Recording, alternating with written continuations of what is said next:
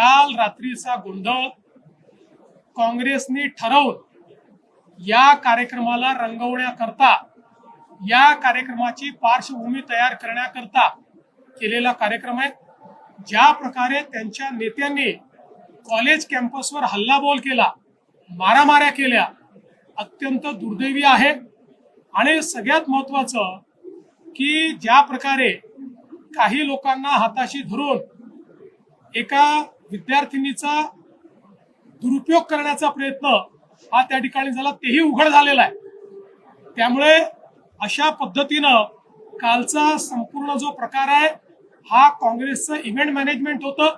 ज्या पद्धतीनं राहुल गांधी यांचा कार्यक्रम इव्हेंट मॅनेजमेंट आहे, आधी गाण्याचे कार्यक्रम होणार आहे, मग राहुल गांधी त्या ठिकाणी येणार आहे, 7-8 हजार त्या ठिकाणी खुर्च्या त्यांनी ठेवलेल्या आहेत आणि त्याच्यावर त्यांनी रजिस्ट्रेशन जरी त्या ठिकाणी सांगितलं तरी मी पुन्हा सांगतो, फक्त आणि फक्त 90% 95% मुली या काँग्रेस नेत्यांच्या कॉलेजेस मधल्याच त्या ठिकाणी त्यांना एंट्री मिळणार आहे।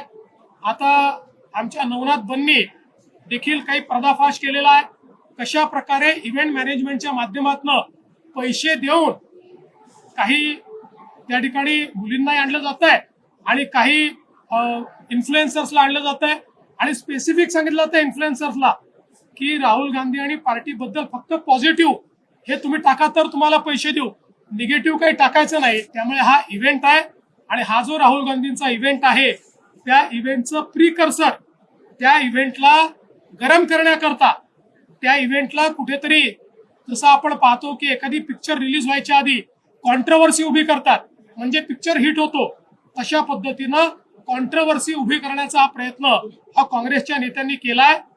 निश्चितपणे पोलिसांनी त्यात लक्ष घातलेलं आहे, पोलीस योग्य कारवाई त्यामध्ये करतील।